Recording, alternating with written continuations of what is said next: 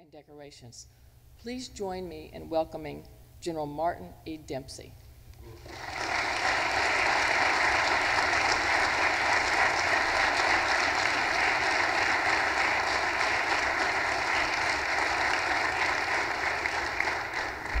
Well, thank you very much. And I am honored to be here today in this hallowed place, this historic place, surrounded by so many of our young future leaders, because as you know, that's actually what I do for a living now, is ensure that this great army, this institution of ours, can continue to prevail and do the nation's work by way of continuing to replenish the ranks and develop leaders throughout their careers.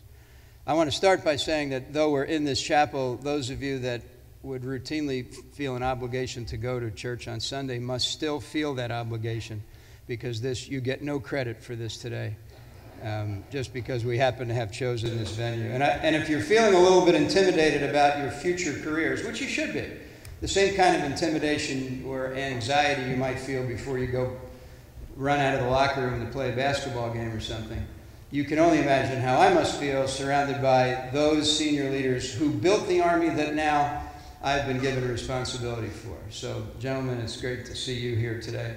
Thank you for what you've done for your Army in the past. Thank you for what you did for me personally, and I assure you we'll charge me and they will try to live up to that legacy that you've given us. Let me tell you a little bit about the Army. And by the way, I'm going to characterize this as not a speech. You'll notice I don't have a speech. And there's no place to project PowerPoint in here, which is why I'm especially comfortable in this place. But I will tell you that I'd rather have a conversation with you about our profession. So I'll start off the conversation, but I will reach the point where I'd really like to hear what's on your mind pretty quickly. And so as I discuss some of these things, I'd ask you to think about what you might want to talk about. When I entered the Army in 1974, these were some of the world events that were confronting me.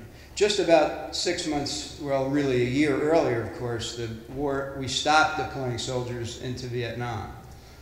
So during the period of time when I was a cadet, I had the expectation that I would be deployed to Vietnam sometime after graduation. And I actually want to begin today by thanking you for raising your right hands and pledging your loyalty to the nation, your support for the Constitution, and your willingness to serve your nation in time of war, knowing full well that we will at some point undoubtedly ask you to go into harm's way. So congratulations not only for what you've accomplished individually, but for your personal courage in signing up for an institution that is at the heart of selfless service. And as you go back to your various communities and to your various ROTC programs, pass that on for me, if you would, please. But in any case, having gone through that myself, these were some of the world events that were affecting us. We were drawing down in Vietnam with all of the complexity and uncertainty and the disruptiveness that comes with. There was an energy crisis because OPEC had an oil embargo imposed upon the West. There was a conflict in the Middle East. The Yom Kippur War was just recently over, in which, as you recall, Egyptian and Syrian forces attacked Israel. Israel re-attacked and took the Golan Heights. There was, in my senior year, a terrorist attack in Great Britain when the IRA conducted attacks on Parliament and on the Tower of London. The Watergate scandal resulted in the impeachment of the President of the United States. And there was what we thought at the time to be an economic crisis. I recall reading that the Franklin National Bank collapse was the largest in U.S. history. We've certainly overachieved in that regard here recently. But the point is, I think there's an analogy or a corollary to every one of those kind of crises that faced me when I graduated and began my career. They certainly exist today. And here's the real truism. They will exist for your successors here, because the point of the fact is there is always a series of challenges facing the United States of America, and so we will always need to be ready and versatile enough to determine how best to overcome those challenges. Let me read a quotation that I found in preparation for this event today. It goes something like this. Warfare today is not a game for the unimaginative plotter. Modern battles are fought by platoon leaders. The carefully prepared plans of higher commanders can start you off with the right directions, but thereafter responsibility for results is almost entirely yours. And that was written or quoted by George Marshall in 1941.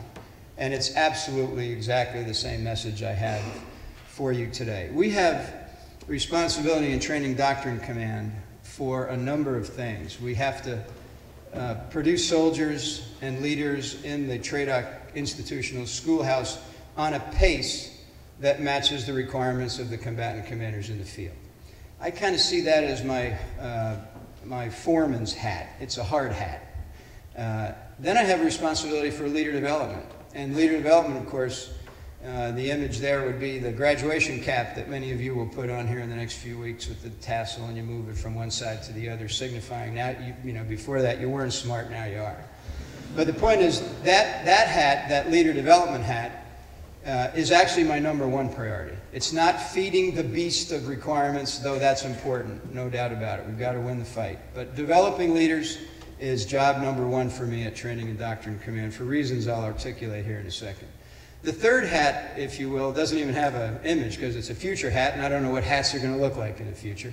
But I'm responsible to the Chief of Staff of the Army and to the Secretary to help determine what should we look like in the future in order to meet the security challenges that face our nation. So that's a responsibility that really talks about capabilities integration in the future.